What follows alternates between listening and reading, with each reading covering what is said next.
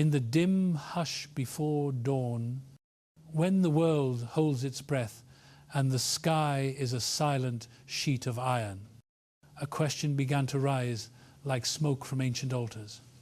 What if the story carried through centuries, the story you were taught to trust, had been trimmed and polished until only its surface remained? What if beneath that surface the roots still glowed, waiting for the day someone dared to lift the veil?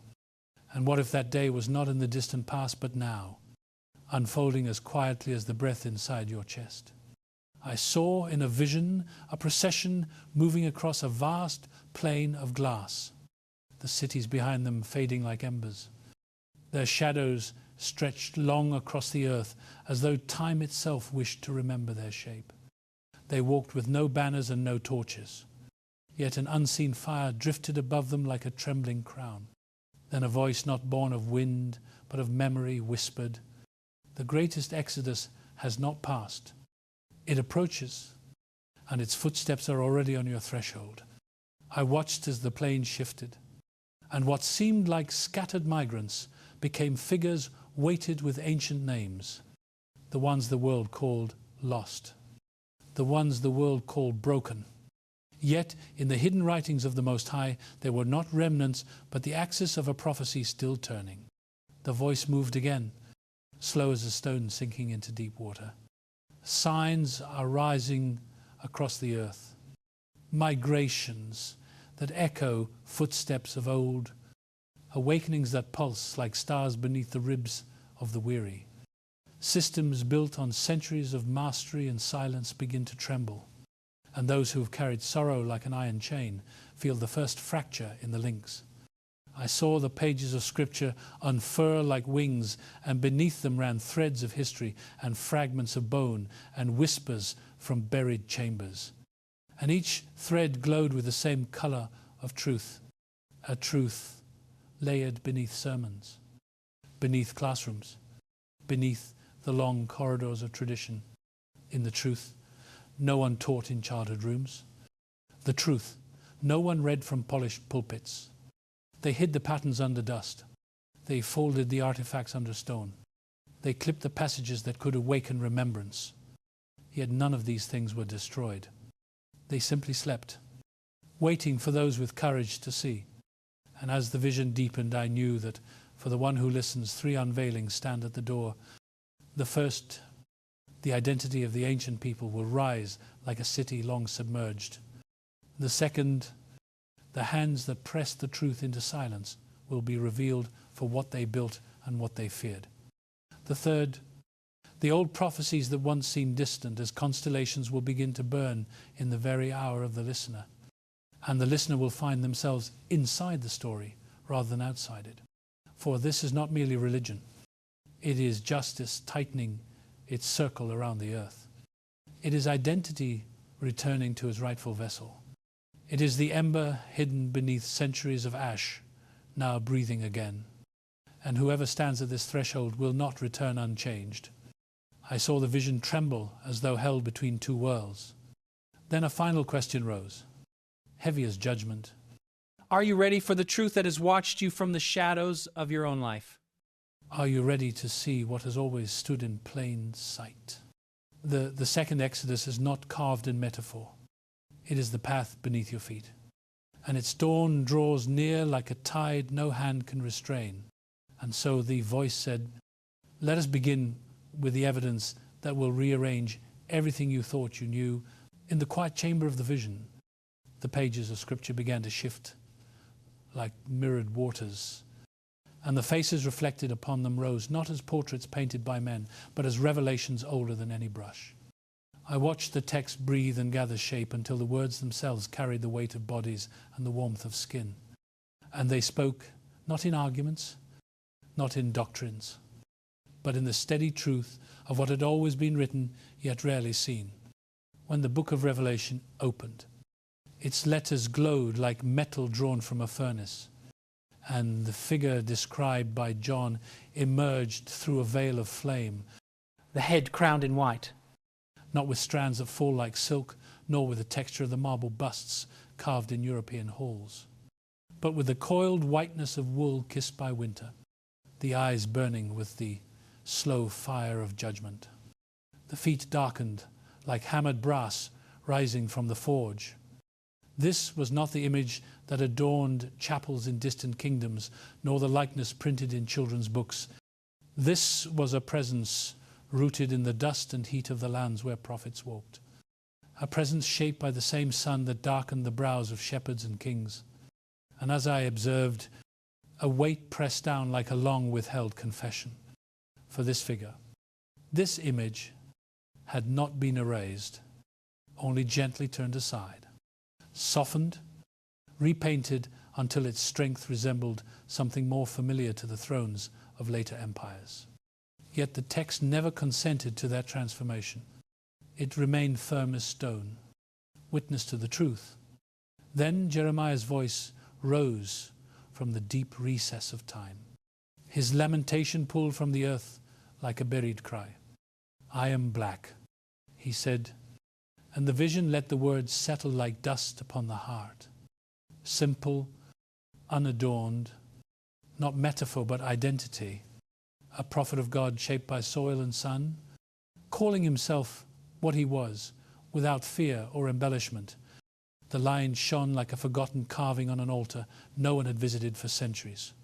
Next came the Song of Solomon, where the beloved stepped from behind its embroidered curtains, her declaration ringing like a bell cast in bronze. "I am black but comely." Her beauty compared to the tents of Kedar, her skin darkened by the sun, royal, radiant, bound to the lineage of Solomon.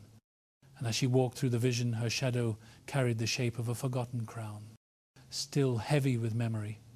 Then Daniel appeared, not as the trembling exile in the lion's den, but as the seer who looked into the ancient days and saw a figure throned in eternity, whose hair was like pure wool, whose limbs burned with the glow of polished metal, the Ancient of Days.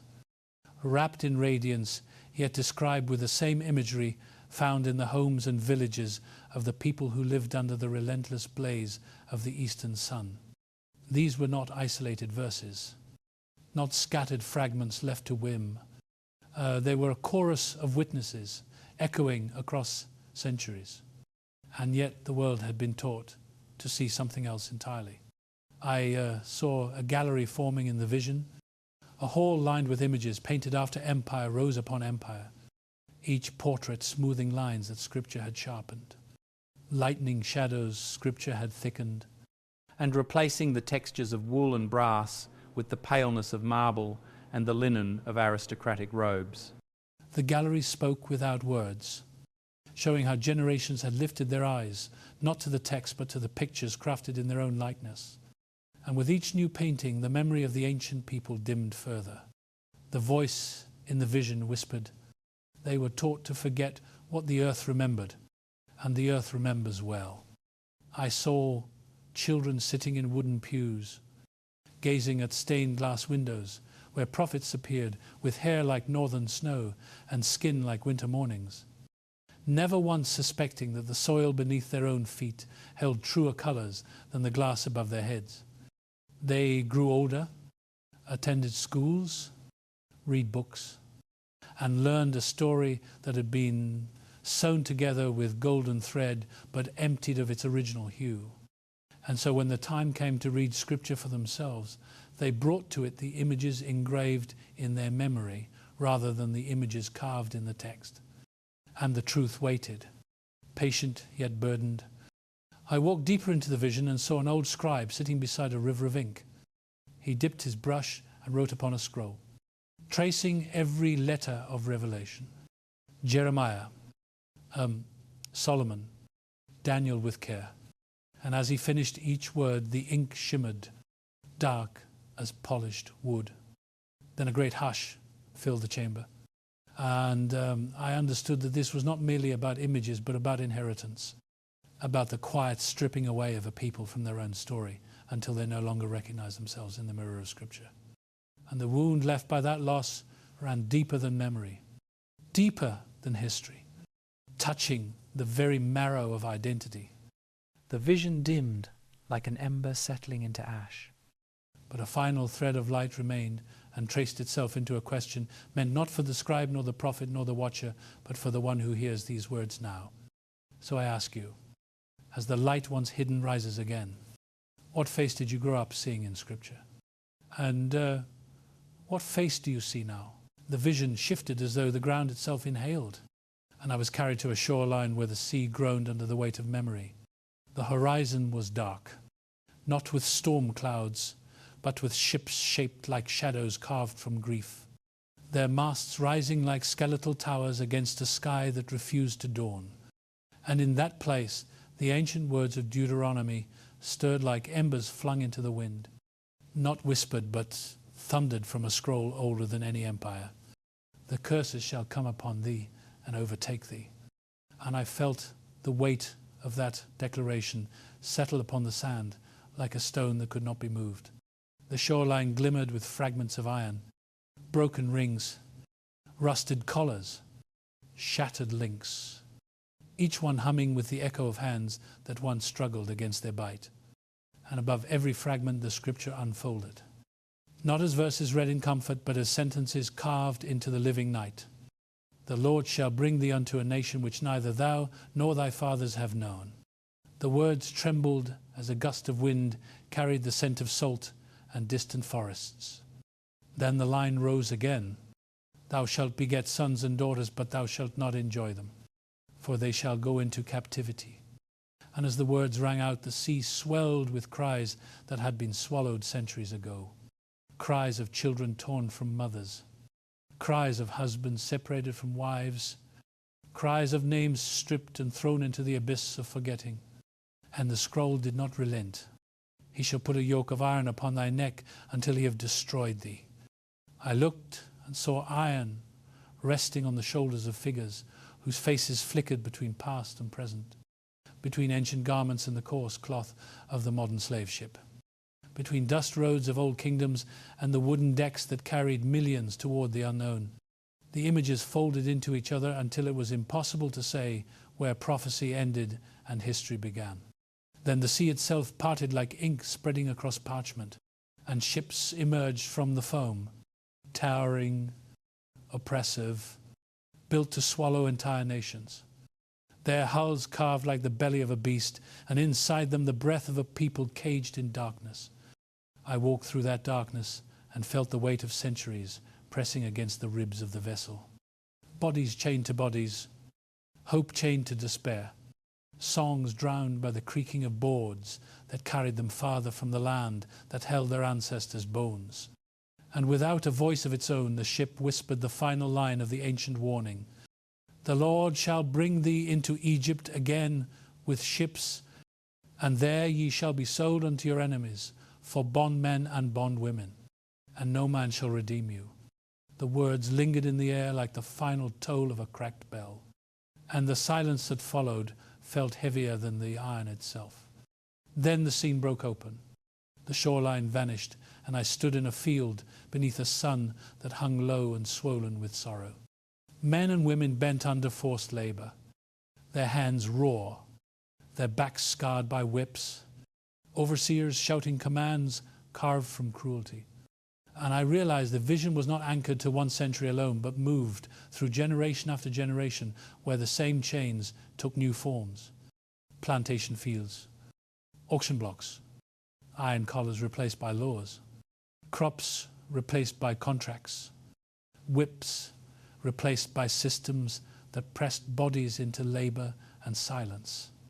And every shift in the vision revealed another layer of Deuteronomy awakening in the marrow of a people who never stopped carrying the echo of those ancient words. Then the scene deepened again, and I found myself walking through a forest where night clung to the branches like a shroud. Small fires burned in hidden clearings where enslaved men and women gathered in circles, whispering songs that rose with a trembling strength. Go down, Moses. Their voices cracked yet full. Let my people go.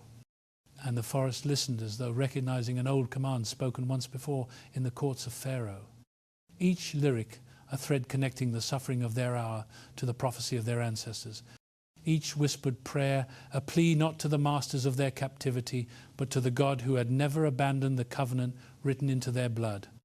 I followed the thread of those songs until the forest dissolved and a vast plain appeared, where millions stood scattered like stars. Their lives stretched across continents. Their names changed, their histories rewritten. Yet beneath the scattering was a pulse, a rhythmic beat, like the heartbeat of a nation buried yet unbroken. And in that pulse I heard the words of Deuteronomy, chapter 30, rising slowly. When all these things come upon thee, and thou shalt call them to mind among all nations. Whether the Lord thy God hath driven thee. The line glowed like dawn, pushing against the last grip of night. And I saw the scattered ones begin to look up as though hearing a call from a distance they had forgotten. A call older than their sorrow, older than the chains, older than the memory of exile. Then came the promise. He will gather thee from all the nations. He will turn thy captivity, and he will bring thee into the land which thy fathers possessed. The words unfolded like gates swinging open after centuries of rust, and the figures on the plain straightened their backs, their faces lifted, their shadows no longer bowed. The prophecy did not speak of metaphor nor allegory. It spoke of bodies restored, lands returned, identities reclaimed, and as the plain brightened with the rising light of that promise, I saw the first trembling steps of a second exodus, not marked by the parting of seas, but by the awakening of souls. Not led by a single prophet, but carried by the inheritance of millions. And the voice returned, heavy with certainty. What was written has not failed. It waits for the hour appointed, and the hour approaches. The vision began to close, like an ancient scroll returning to its seal.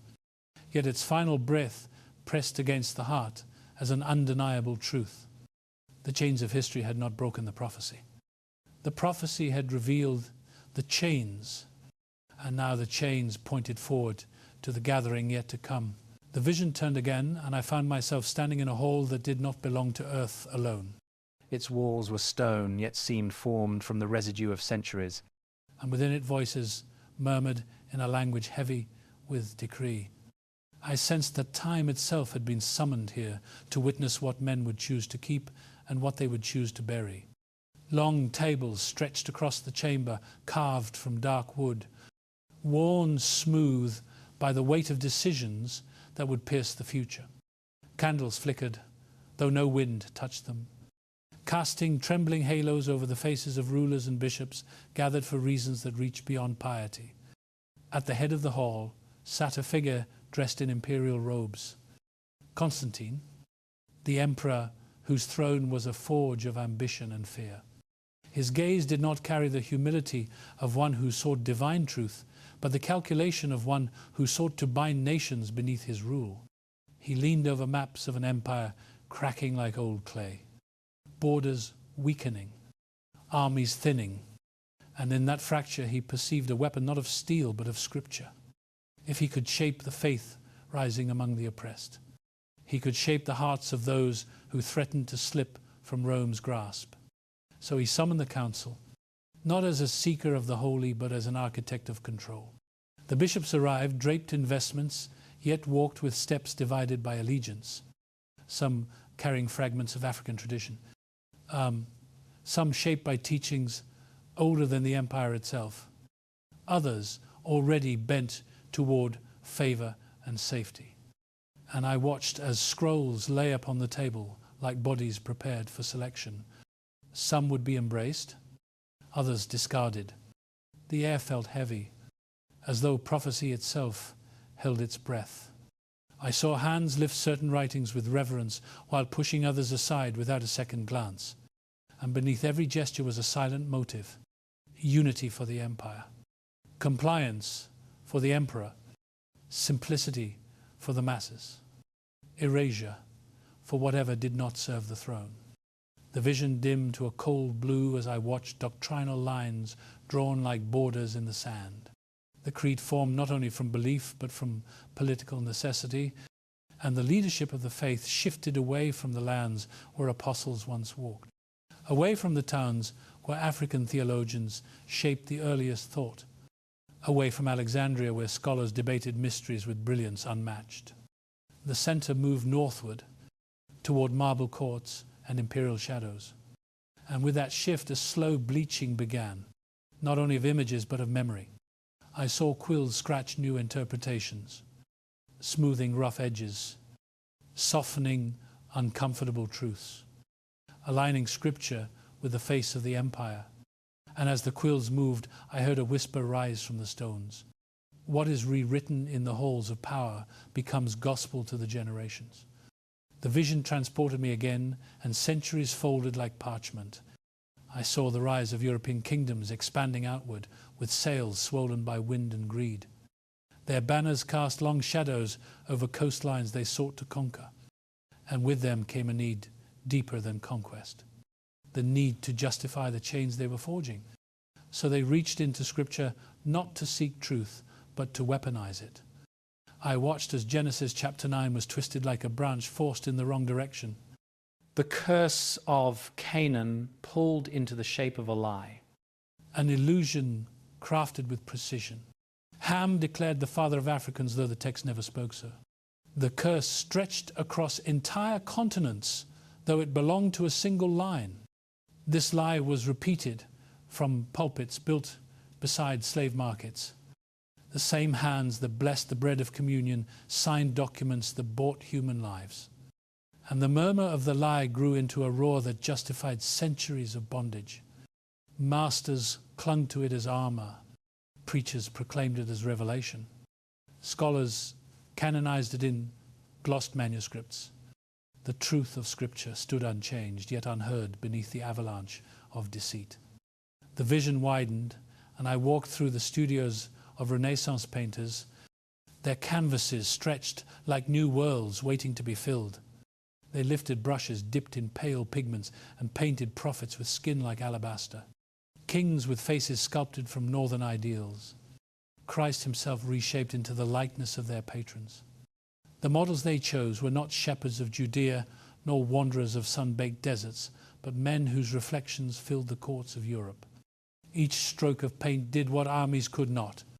It rewrote the imagination of entire civilizations. I moved deeper and found myself in a classroom where children traced these images in their minds, learning history that hailed Greece as the fountain of knowledge and Africa as an afterthought, learning religion that bore no resemblance to the lands where the stories were born. The textbooks passed from hand to hand, their ink pressed with intent, separating Egypt from Africa, casting dark-skinned kings into footnotes, explaining away achievements that outshone empires that would come centuries later. The vision grew dark as I entered seminaries where future pastors studied under the shadow of inherited assumptions. They learned hermeneutics shaped by the West, interpretations fitted to cultural comfort, doctrines designed to uphold the order they lived in rather than the truth Scripture declared. The lens became the law, and the Bible was read through it until the people within its pages emerged unrecognizable to those whose blood carried the same sun. Every altered image, every cleansed painting, every skewed interpretation, every removed context, all formed a single great tapestry of forgetting. And at its heart was one purpose: to sever a people from their identity and to replace their reflection with another. The chamber around me trembled, as though the weight of this centuries-long editing strained the pillars of time itself. Then the voice returned. Calm yet cutting. Empires do not fear stories. They fear the people who remember them. And it became clear that what had been erased was not history alone, but inheritance. What had been rewritten was not only Scripture's imagery, but the legacy of those who once carried the covenant across deserts and continents. The silence that followed was vast, a silence heavy with the knowledge that the greatest cover-up was not the removal of books, but the removal of faces. Not the destruction of artifacts, but the burial of identity. The vision slowly retreated, leaving only a single truth burning like a coal. The world was taught to forget. But the covenant was not The vision sank into a deeper night, a night not shaped by the turning of the earth, but by the weight of design. A darkness woven by hands that feared what would happen if truth ever rose again. And I found myself standing before a vast tower built of paper and ash, its foundation formed from secret orders, sealed files, and whispers spoken behind closed doors. This was not the Tower of Babel, but a monument to the effort of men who sought to control the memory of entire peoples. Each stone carved from strategy, each level dedicated to a different era of suppression. At the tower's entrance stood figures draped in shadows, their faces obscured not by cloth but by intent. They were watchers not of heaven but of narratives, guarding the gates of history with a vigilance that did not sleep. I stepped through and the air tightened, carrying the cold scent of ink, metal, and fear. Records hung from the walls like scrolls of accusation, bearing markings of agencies that operated in silence, agencies that moved through cities like unseen claws, reaching into sermons, organizations, movements, and souls. And the tower began to speak, not with a voice, but with the weight of what had been done. In the first chamber stood a throne shaped from surveillance, a seat where decisions were made about who would rise and who must be kept low. Here the vision of the 20th century unfolded like a slow-turning wheel. And I saw a nation built upon paper, promises of freedom yet fortified by structures designed to keep certain voices quiet. The scene shifted, and I stood in a dim room lit only by a single lamp. Men in suits bent over, files labelled with the names of leaders whose courage threatened the order of their day. These men spoke softly, yet every word carried the force of a blade. I saw their strategies laid out on long tables: infiltration, disruption, discrediting, imprisonment, erasure through rumour. And where these failed, more final measures waited. The tower revealed their work with a calm cruelty. I saw the quiet war waged against those who preached dignity to the descendants of the scattered. I walked through one chamber and saw a man standing on a balcony. His voice carried a dream that reached into the marrow of the oppressed. He sought not only rights but the restoration of humanity itself. And because his dream stretched beyond policy toward liberation of the soul, the tower marked him. The shot that followed rippled across time like a tear in the sky. Another chamber revealed a man whose fire could not be tamed, who spoke with clarity, sharp as a blade, forged in divine anger. He went abroad, seeking truth beyond the borders his enemies built. And when he returned with a vision broader than they feared, the tower reached for him too. His voice silenced, yet his echo refusing to die. Deeper still, I entered a chamber filled with sound. The sound of footsteps, chants, the rustle of leaflets passed from hand to trembling hand. I saw a young leader rising among his people with courage beyond his years. He built bridges across lines others said could never be crossed. He fed the hungry. He taught the poor. He armed the forgotten with knowledge. And because unity frightened those who thrived on division, they came to him under the cloak of night. And his breath was stolen before his life had even reached its dawn. In each chamber, the tower offered no excuses, no apologies. Only the truth that those who awakened identity-threatened systems built on the sleep of the masses. The vision expanded, and I found myself inside a storm of shredded documents, dossiers torn apart by hands, desperate to hide what they had done, yet the fragments still whispered. They revealed surveillance of churches, the infiltration of gatherings where a people tried to remember themselves, the recording of prayers, the cataloguing of dreams, the monitoring of anyone whose voice carried a rhythm that echoed ancient prophecy. The tower showed me how the same institutions that smiled in daylight operated like predators in the dark, targeting any soul who dared to claim inheritance older than the empire's architecture. I stepped into another chamber where television screens flickered against the walls, each screen showing a face, speaking gently, softly, distorting truth with smiles shaped by script and agenda.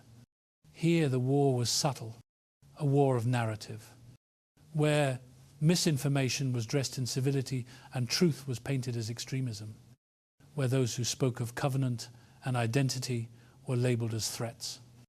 Unruly, dangerous, divisive, not because their words sowed hatred, but because their awakening dismantled the illusions upon which the powerful stood. The tower's highest chamber pierced the clouds, and from this vantage I could see the machinery of suppression stretch across nations. Governments of schools, churches, media, each cog turning in harmony, each designed to keep the descendants of exile wandering without knowledge of who they were. For a people who forget their name are easier to lead than those who reclaim their crown. The voice returned, low and solemn. They feared not the people when they were oppressed. They feared them when they began to remember. The tower trembled, and I saw the long corridor of history crack, as though truth struck it from beneath. The fragments fell and exposed the deeper purpose behind the suppression: to sever the people from the prophecy, to break the bond between identity and destiny, to silence the ancient promise that the scattered would be gathered again. And as the tower crumbled, I saw something rise in its place, not built by hands but by remembrance, a structure of light composed of names once buried, faces once mispainted, histories once denied. And the voice whispered, nothing built on erasure can stand forever. Nothing forged in secrecy can withstand the awakening written before the foundation of the world. The vision ended with a final truth etched upon the silence. The war against awakening was fierce because awakening was inevitable. Light did not rise in the vision this time. Instead, a low hum filled the air, as though the world itself was turning a page no hand had touched for ages. Beneath my feet stretched a floor made of dark stone, veined with silver, and each vein pulsed like a heartbeat, echoing from an age that refused to die. The chamber around me was vast, neither library nor temple, but something between both, a place where truth had been placed for safekeeping when men began to trade it for power. Towering shelves curved upward until they vanished into shadow, and from them hung strands of parchment that swayed like suspended memories, each strip marked with characters older than the nations that once sought to destroy them. A voice, quiet and distant, whispered that this was the archive of the forgotten, where every fragment of evidence erased by empire had been gathered like scattered bones waiting to breathe again. I stepped forward and the shelves opened at the touch of my shadow, revealing inscriptions written not in ink but in the residue of time. The first shelf bore the mark of DNA, a map of humanity traced in spirals of light. And as I looked, the strands unwound themselves, revealing the procession of generations walking backward into the dawn of mankind. At the farthest edge of that dawn stood a woman, her frame shimmering like an ember rising from ancient earth. The scientists called her the mother of all living, but here she was, simply the first witness. And her skin bore the dark tone of the soil that birthed civilizations long before foreign tongues carved borders across the world. Beside her stood the line of men whose inheritance flowed through the Y chromosome, their roots stretching again to the same cradle. Africa, the land where the earliest breath of humanity rose like incense beneath a vast sky. And the archive did not stop at the beginning. It moved forward, showing clusters of people scattered across continents, yet carrying markers that tied them to the priests of old. I saw the Lemba, their genetic thread gleaming like a cord of gold running through southern Africa. The Cohen line glowing within them like a flame no distance could extinguish. I saw communities in Cameroon, Mali, Senegal, Ghana, all bearing fragments of the same signature. And the archive whispered that these markers were not accidents. They were remnants, traces of a people whose exile had stretched far beyond the horizon of any historian's map. The shelf closed and another opened, this one filled with the sound of languages unfolding like rivers. Tongues rising from Africa that carried within them echoes of Hebrew, spoken by ancestors who crossed deserts long before empires rose and fell. I heard the Ibo tongue first, rich and strong, carrying words that mirrored ancient prayers. Chuku, the great God, bearing the cadence of the divine name. Shalom whispered through greetings. Customs shaped by laws the people no longer remembered, yet lived by instinct. I heard the Yoruba, their stories of migrating from the east, their rites of purification, their animal sacrifices aligned with laws written in Leviticus, their oral histories threading them back to a homeland, forgotten yet sung of in fragments. Then came the rolling sound of Swahili, its vocabulary sprinkled with remnants of Hebrew like embers carried on the wind across centuries. Safari, echoing Safar, Dua rising from the same well as the words of ancient psalms. Each language pulsed with the truth that exile had not erased identity. It had only buried it momentarily beneath the dust of time. A third shelf opened and the chamber filled with images carved from stone, clay, and memory. I saw the walls of ancient Egypt lit by torchlight, their paintings showing bodies dark with the hue of sun-soaked earth, their kings and priests carrying the same features, later denied by those who rewrote the story. I saw the Nubian pharaohs rise with crowns that gleamed like the crest of the morning, men whose names were etched in scripture itself, mentioned in the chronicles of kings and prophets, yet seldom spoken in classrooms that claimed to teach history. In Sudan, I saw inscriptions referencing the Israelites, weathered by wind, yet still legible. Voices of a past the world pretended not to hear. Then came the elephantine papyri, fluttering like wings, returning to their nest. Letters and records proving that Jewish communities thrived in Africa long before Rome shaped its version of faith. Their temple stood on an island where the river embraced it like a guardian. Their customs aligned with the covenant that had followed them from Jerusalem into the heat of the southern lands. The shelves did not rest. They revealed synagogues hidden under centuries of sand, stones carved with menorahs, fragments of prayers in Hebrew etched beside African symbols, evidence not of assimilation but of continuity. The archive then revealed another layer. The rituals carried silently through generations. Circumcision on the 8th day, performed not from instruction but from tradition, remembered without knowing why. Food laws lived out in distant villages, pork avoided, blood drained, pots separated. Households upholding without awareness a covenant older than their migrations.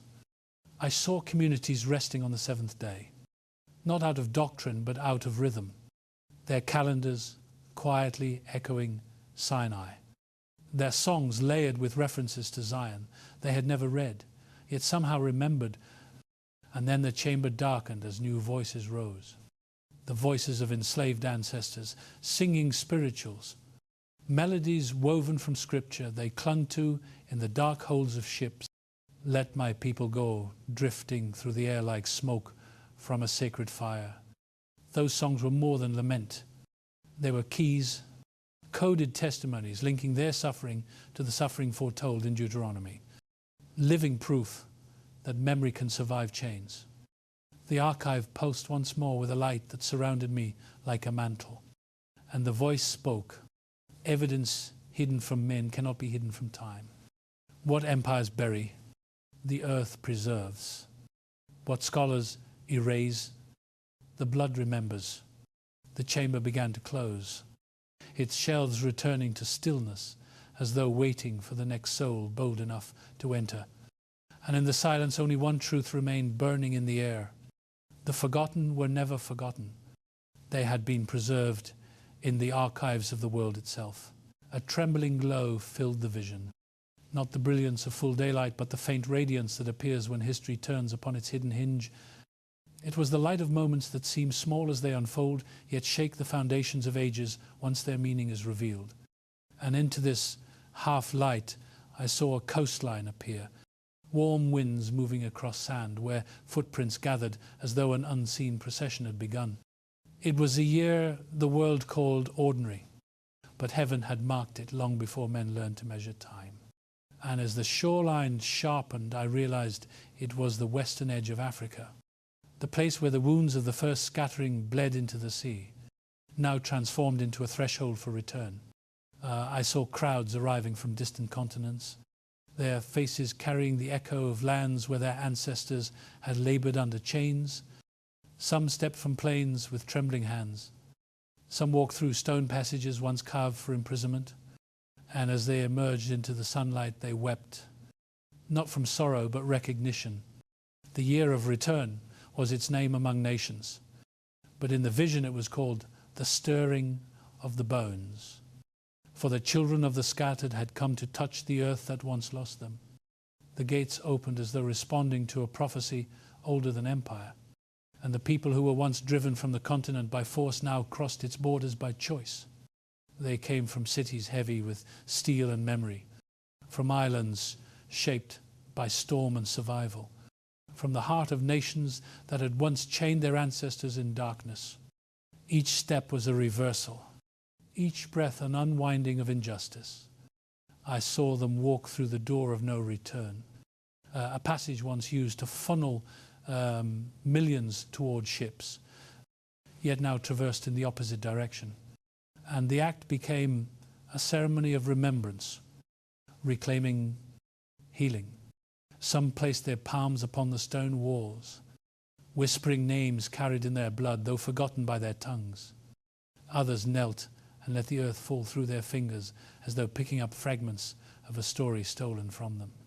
And the land, long silent, welcomed them like a mother who had never stopped waiting. The vision shifted and screens flickered before me like constellations, each displaying maps of ancestry uncovered through threads of DNA, millions searching for origins long obscured, names of tribes appearing on their results like lanterns newly lit. Some found Ghana, others Nigeria, Senegal, Benin. Still others discovered ties that stretched toward regions their families had never spoken of. And a few found echoes of priestly lines. Connections that traced back to ancient rhythms once thought extinguished. I saw tears, not of sorrow but recognition, for they were touching the first strands of identity long severed by the tides of history. From this revelation, many turned to Scripture with new eyes, reading Deuteronomy with the knowledge that they themselves were woven into the prophecy, reading the Psalms with a sense of inheritance rather than distance, and reading the prophets with the understanding that exile was not the end of the story but the beginning of restoration. The vision deepened, and I saw gatherings rising across nations. Yet the awakening did not belong to spiritual realms alone. I saw continents shifting in the balance of power. The nations that once built empires on the backs of the oppressed now faltered under the weight of their own systems. Their influence cracked. Their economies trembled. Their confidence wavered. While far away the continent once plundered for riches and bodies rose with quiet strength. Africa was stirring, not merely in wealth, but in unity. Alliances forming like rivers converging, borders softening, trade expanding, a new network spanning the land from coast to coast. I saw towers rising in cities once dismissed as distant, lights shimmering across landscapes, once ignored, and the voice whispered, "The land rises when the people awaken." Geopolitical lines bent like reeds under the wind of a new era. Conflicts in the Middle East echoed prophecies spoken on stone tablets. Wars and rumors of wars moved like shadows across the region once home to patriarchs. The earth groaned under storms, droughts, migrations, pushing populations across borders as though preparing them for a gathering no nation could foresee. and in the center of this trembling world stood the scattered people, no longer fading in the margins of history, but rising into their appointed hour. The vision widened to reveal the networks that bound the world, glowing threads of information carrying messages across oceans, connecting distant families, uniting voices from every corner, teachings once hidden in isolated pockets, now echoing across social platforms like trumpets, awakening a sleeping valley. Elders in the Caribbean speaking with teachers in West Africa, communities in America connecting with scholars across Europe, individuals in Brazil tracing their ancestry to tribes whose songs still carried the beat of ancient drums. This web of connection grew until it resembled a net cast across the world, drawing the scattered toward one another, each link humming with the same truth. You were never lost. You were waiting to be revealed. Yet the signs were not only in the movement of peoples, but in the unrest of powers. Institutions panicked as truth spread faster than control could contain it. Censorship tightened. Voices were silenced. Pages removed. Channels erased. Yet the more they pressed, the more the message multiplied. It was as though prophecy itself pushed through the cracks, refusing to remain hidden. The signs gathered like storm clouds, heavy with destiny, and the voice rose for the first time in this vision like thunder far away. The beginning has begun, and the second Exodus is not a hope but a breath rising from the earth. And those who have eyes to see will understand that history is turning toward its fulfillment. A faint trembling lined the vision, as though something fragile yet eternal was preparing to rise from beneath a mountain of forgotten years. And from within this quiet stirring, a single figure emerged, not a king nor a prophet, but an ordinary soul whose life had unfolded in the long shadows of a world that had forgotten the roots beneath its own foundation. I saw the figure walking through a city of concrete and neon, the streets humming with machines and hurried footsteps. Yet beneath the noise there was an older rhythm, a pulse buried in the marrow of the one who walked, though they did not know its origin. This person had grown up with a weight in the chest that no doctor could diagnose, a feeling of dislocation, of existing in a place where the ground felt borrowed. Their memories were shaped by survival, their days by the need to endure. And though they belonged to a family whose love had been scarred by generations, they never understood why the ache traveled through the blood like an inheritance no one had chosen. They were raised in a world that taught them their story began with chains, that their ancestors existed only as victims, that pride was dangerous and identity unnecessary. And so they moved through life carrying a name that felt incomplete, a history that felt severed, a longing they could not explain. Yet sometimes, late at night, songs they had never learned rose unbidden to their lips, fragments of melody older than any lullaby their parents knew. And in those moments, they felt a strange stirring, like a door opening somewhere inside the ribs. The vision followed them through years of struggle, into classrooms where the walls displayed maps that erased their ancestors' footprints, into workplaces where their worth was measured by systems never built for their flourishing, into neighborhoods where injustice pressed against every corner, and through it all the ache persisted, a question without language, a yearning without shape, yet something within them refused to die.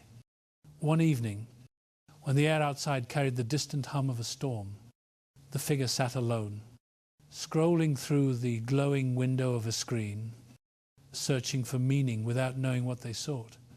And then a voice rose from the device, speaking of prophecies forgotten, of people scattered, of history silenced. The words moved slowly, heavy with revelation. And the listener felt something inside them still, as if the entire world had paused to hear the next breath. The voice spoke of Deuteronomy, of curses that mirrored their ancestors' journey, of chains described long before any ship crossed the Atlantic, of identities hidden beneath centuries of oppression. And at first the figure resisted, for they had been taught to fear any truth that did not come wrapped in the approval of the world. But the words pressed deeper, awakening memories they had never lived yet somehow recognized. They heard the prophets speak of exile, and something in their bones responded. They heard the psalms of longing for Zion, and their soul trembled. They heard about a people scattered far beyond the rivers of Ethiopia, and their heart beat like a drum, remembering its original rhythm. As the video continued, the room seemed to shift, its edges blurring until only the words remained sharp, piercing, undeniable. And the figure began to see visions of faces that looked like their own reflected in the pages of Scripture. Faces darkened by the sun, hair coiled like ancient wool, eyes carrying the weight of covenant and survival. Faces they had never been shown in churches nor classrooms. Yet faces that restored color to a story once drained of truth. Tears rose not from sorrow but from awakening. The figure felt as though 1,000 ancestors stood behind them, whispering, "You are not what they told you. You are not the footnote of another nation. You are the seed of prophets, the bloodline of Exodus, the child of covenant." Memories flooded their mind. Their grandmother humming songs in a language she claimed not to know. Their family avoiding certain foods without understanding why. Their community resting on days that seemed out of sync with the world. Their traditions brushed off as superstition, now revealed as fragments of an ancient heritage preserved through centuries of displacement. The figure saw themselves standing in the center of a vast valley of dry bones, and suddenly the bones trembled. Not with fear, but with recognition. Breath entered them. Light rose upon them, and the ground beneath their feet pulsed with a truth that had always been theirs. The scattered were awakening, and they were part of that rising. For the first time, the ache in their chests became clear. It was not emptiness, but memory. The memory of kings and exiles, of temples and warnings, of covenants and journeys carved through deserts and oceans. The figure whispered words they had never spoken. "I know who I am." Yet the voice said gently, "Knowing is only the beginning." The vision expanded, and the figure saw their own life stretching into a path that led toward restoration. A path requiring courage to walk against the tide of the world, to reclaim identity in a culture built to suppress it, to break generational patterns shaped by centuries of forced forgetting, to rise not in anger but in truth. Their family appeared in the vision, members still trapped in cycles of exhaustion, still unaware of the lineage flowing through their veins.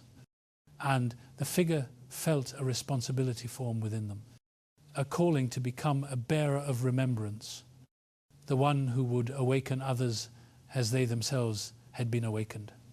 The storm outside broke then, thunder rolling like the voice of a prophet, lightning splitting the sky as though heaven carved a new threshold for them to cross. The figure stepped forward, not into certainty but into identity, and the voice declared, "The journey of a nation begins with the awakening of a single soul, and the scattered begin to gather when the forgotten begin to remember." The vision faded slowly, leaving behind only one truth.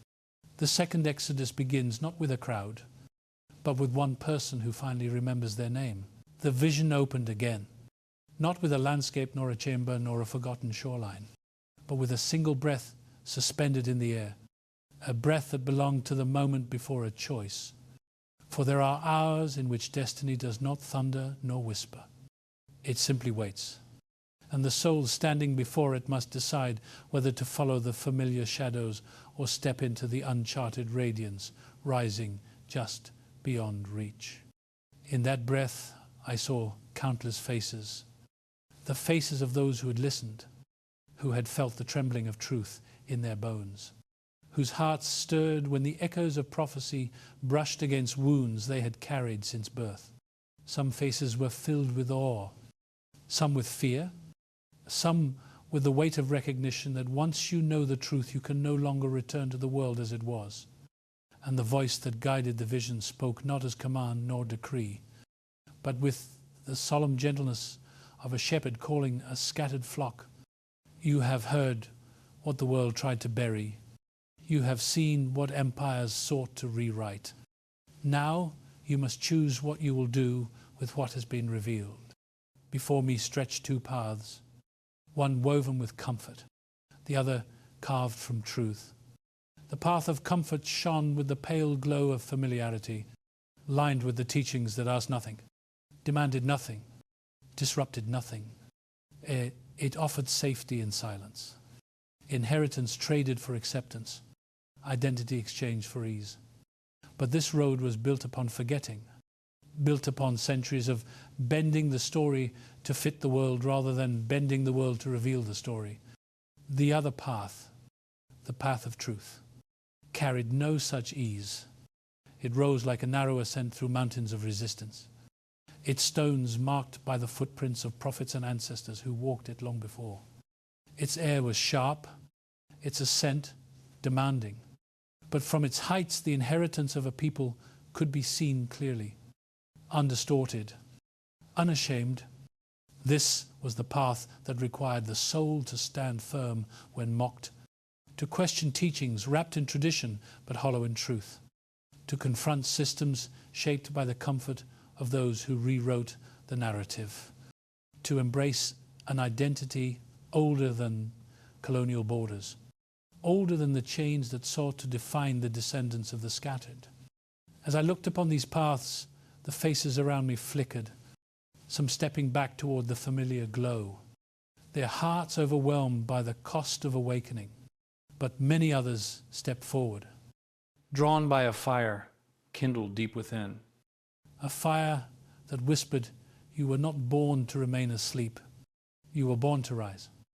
I saw a young woman lifting her eyes after years of being taught that her story began with slavery.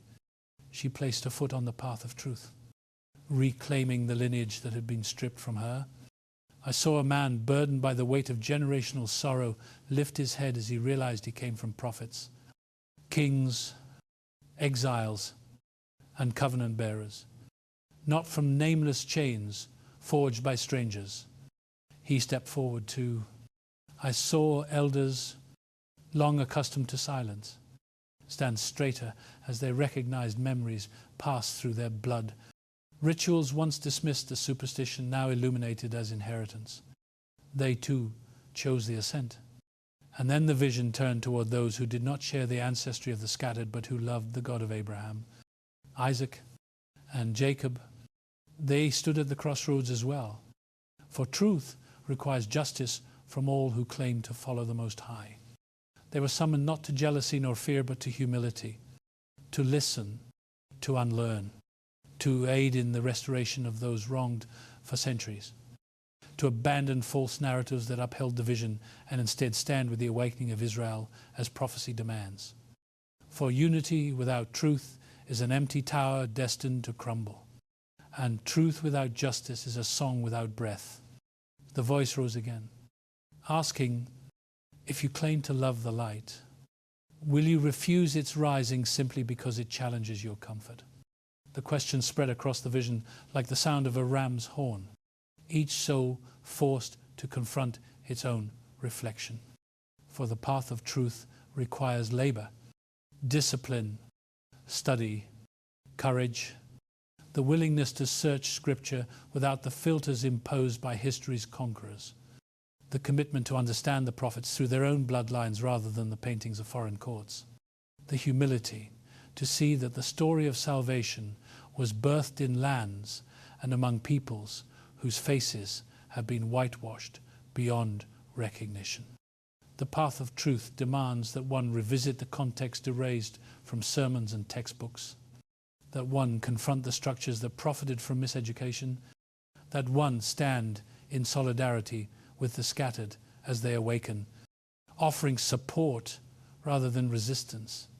And above all, it demands that the soul recognize awakening as a calling, not a curiosity, as a responsibility not mere revelation.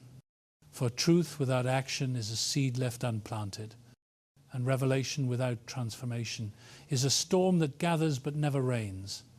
The vision broadened, and I saw countless souls taking their first steps upon the narrow road, each carrying a small flame cupped in their hands, a flame representing their portion of the awakening.